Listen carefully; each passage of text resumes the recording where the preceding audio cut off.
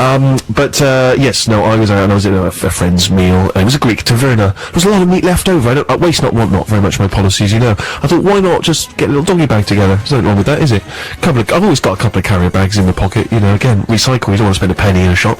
So maybe I just filled up a couple of bags with some lively meat from the taverna that was going to waste. It was going to be thrown away, guys.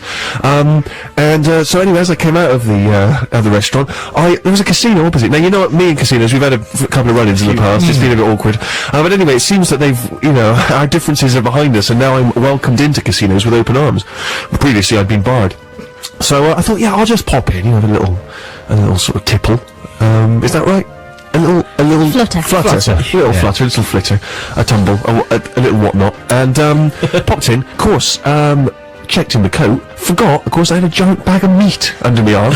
Excuse me, could you pop that in the cloakroom for me? They were surprisingly generous, and they were happy to take that off my hands. Popped that in there, went in. I'm not going to lie to you, I lost quite a considerable sum of money. It turns out that I do not know how to gamble. I was playing blackjack, 21, as you may know if you're American, and I was so bad that other players were wincing, laughing, rolling their eyes, tutting, and the croupier was actually giving me tips. He was actually offering me advice because he was so annoyed at my lame play. It's frustrating when you've got an idiot ruining everyone else's hands. People do get angry, really angry. I'm presuming that you're you're an expert player, and I'm not bad. I know. It's all that really, but I know vaguely what to do when you get certain cards, because they can give you like a little cheat sheet which says, oh, you get a 4 and an 8, you do this if you're playing against something. But yeah, people do get angry. If that was Vegas, you'd have been a dead man. Well, I was very lucky because it was a classy joint. It wasn't, and I got a little bit of the VIP treatment. Half a glass of beer, free of charge. They recognised me, which made it slightly more embarrassing when I had to go back out and reclaim my big bag of meat, which by this point had been stuck in a cloakroom for some time. It wasn't next to the radiator, was it? I'm afraid it might have been, because what I forget, of course, is when you're in a lovely Greek taverna, delicious smells. Give it a couple of hours, and those smells start to seem faintly horrific, like something from a horror film. And yes, I'll be honest with you, I've got that. No. It's not going to get in. There were some weird looks when I was handed back my coat and my big bag of meat. Was there any blood dripping out of the bottom of the heavy head-shaped bag? Yeah, exactly. What you could have done, of course, was not go to the casino, not have the old meat, and perhaps go and buy some new meat. Listen, it would have been cheaper. Sorry, but all we've heard so far from Banker Harry is that he goes to casinos and blows presumably our money, and his opinion is, oh, let's not eat the leftover meat, let's just buy more meat. Sorry, but in Credit Crunch Britain, my friend, that's not how I roll. Well, the thing is, Steve, a lot of restaurants, when they've got leftover food at the end of the evening, they'll take it to the homeless shelter, so you're effectively stealing from the homeless. Oh, don't worry about that. I threw it in a bin outside the casino, and I'm pretty certain a homeless man will have scavenged for that at some point in the last few days. Let's have a musical choice from Sammy before we talk more about the Eagles of Death. I was going to play this last week, but now I'm going to play it this week instead, just because I'm like that. That's a hell of an anecdote. It's brilliant, isn't it? I mean, I'm almost as good as the meat one. It's a band called Bandit Zoo. Look them up on MySpace, myspace.com/Bandit Zoo. I actually know one of the members of the band. There's a little bit of nepotism going on here, but he's a lovely fella, and this is actually really good music, and this is Untitled.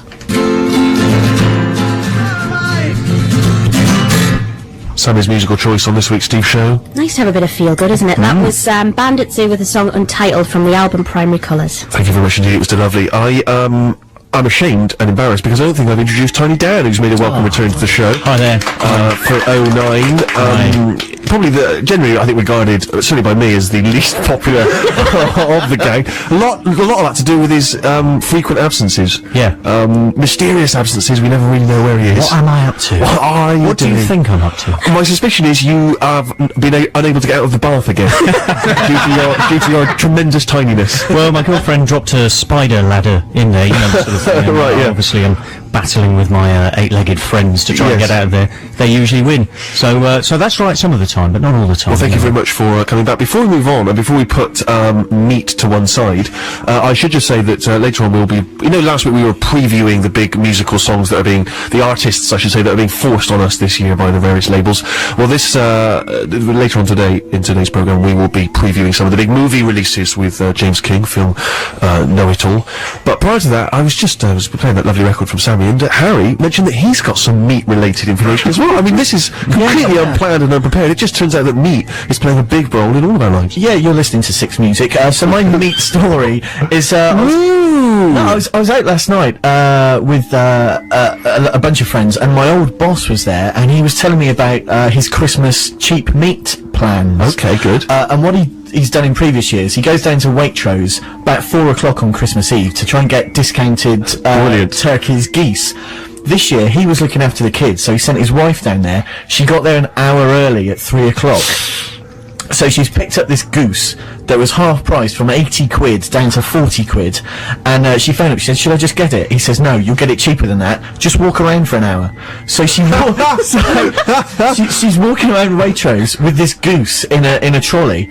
And it gets to 4 o'clock and she sees the guy come out with his pricing gun. There are no more geese left. She's got the last one in the shop. And she says, excuse me, it's 4 o'clock. I see you've got your pricing gun. Would you mind just discounting this goose for me? He says, well, I'm sorry, madam, it's in your trolley.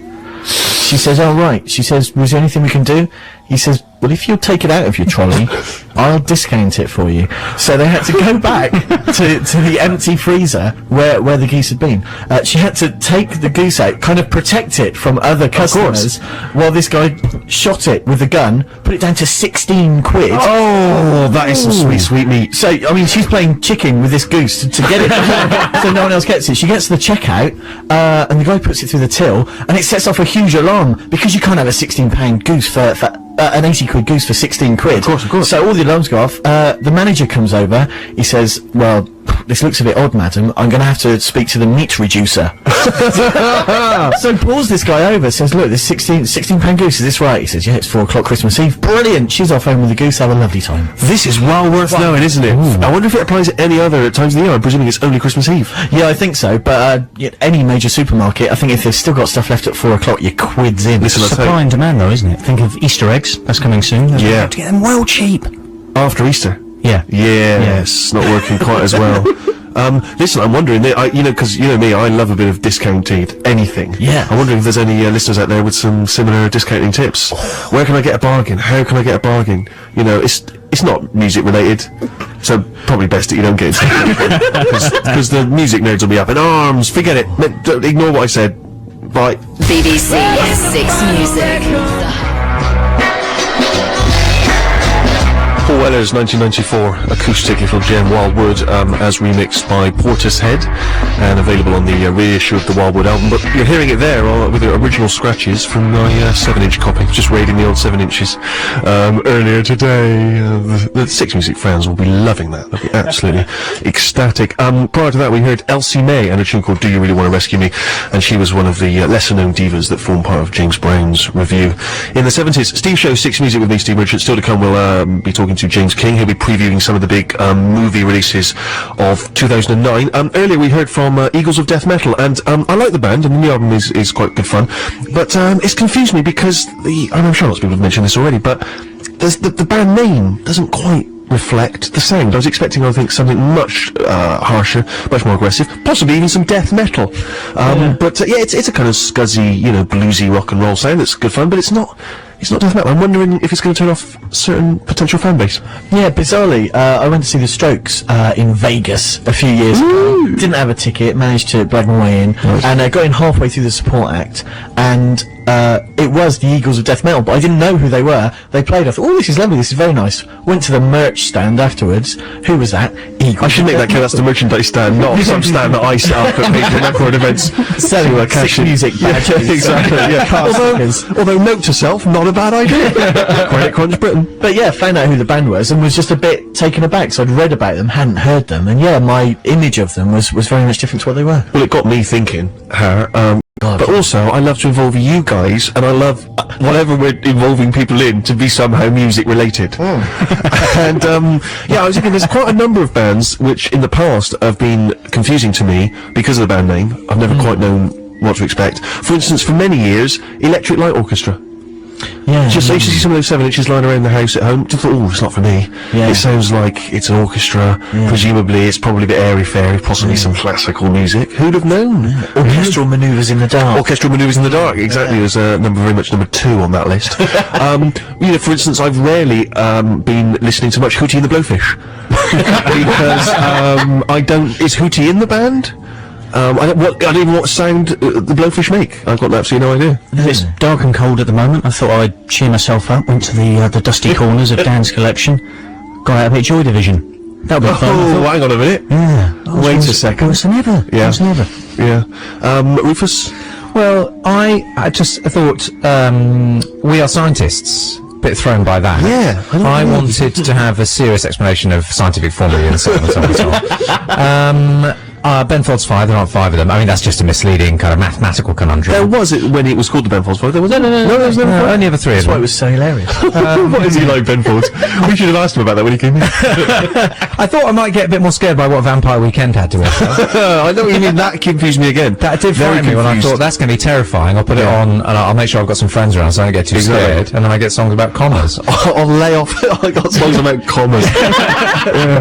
I'll lay off the hallucinogenics this weekend. You thought as you popped Yeah. on Vampire W. Exactly, and I like the really, really dark edge that some kind of rock bands try and get, and I've always been amused by how hard Slipknot tried, because Slipknot is quite a frightening name, but if you think it through, Slipknot, it's what you use when you're putting a conker on your finger, or a yo-yo. It's very much a You know what I Boy mean? Scout. It kind of is. knot. It's like a reef knot or a granny or a half hitch. If they were called half hitch or sheepshank or something, they wouldn't be. Sheepshank. Yeah. I would not go near a band called Sheepshank. No, that- is there a knot called Granny Knot? Yeah. That would be great if Slipknot It's just due called to Granny some Knot. kind of, one of those amusing Japanese mistranslations. Yeah. Throughout Southeast Asia, they're called Yeah. Granny Knot. That'd be fantastic. And even colours can sound frightening. Like Deep Purple did sound quite kind of menacing, and the only counterpoise to that I can find is Rainbow, which is of course quite a kind of rocky hard band, rock, but yeah, quite a sweet sounding. That's name, very, really. very true. That's Yeah. very, very true. This will run and run. Simon's got some thoughts.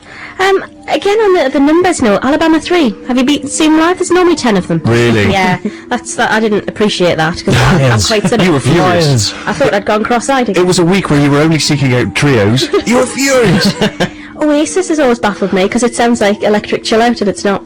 Do you know what? Oasis always confused me because I remember around the time I was living, I forget where I was living, but there was a little sign up in a Sainsbury's window. There was a little photocopied homemade poster for a band that appeared to be about 7 or 8 geriatrics with trombones and things in dinner suits, and appearing at the Civic Hall that week, Oasis. And I've always in my head thought of that band, and also just kind of how quaint, because that Oasis could work quite nicely at maybe a tea dance. Ladies and gentlemen, Oasis. Anything goes. So I've always had that very much in my mind whenever I think of the Big O. Take that. They don't pack much punch for a name that's I know what you mean. quite feisty. I know what you mean. And Cradle of Filth. What does that conjure to mind? Not as much as the band Cradle that of please Filth? bring forward. They're a kind of goth. They are kind of death metal-y Yeah. and black, and they're fairly evil. But a Cradle of Filth. A Cradle of Filth, sort of it's almost a euphemism of something you'd find beneath a teenager's bed.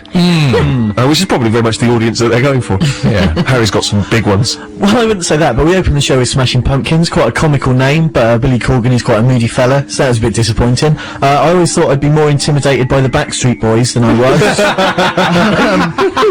Similarly, the Bloodhound Gang, I didn't think they'd be quite as lame as they were. Mild terror would come over me whenever I heard that the Fine Young Cannibals were coming up next. Hang on a minute. But really not as frightening as all that, so yeah, very misleading. I know exactly where you're coming from there.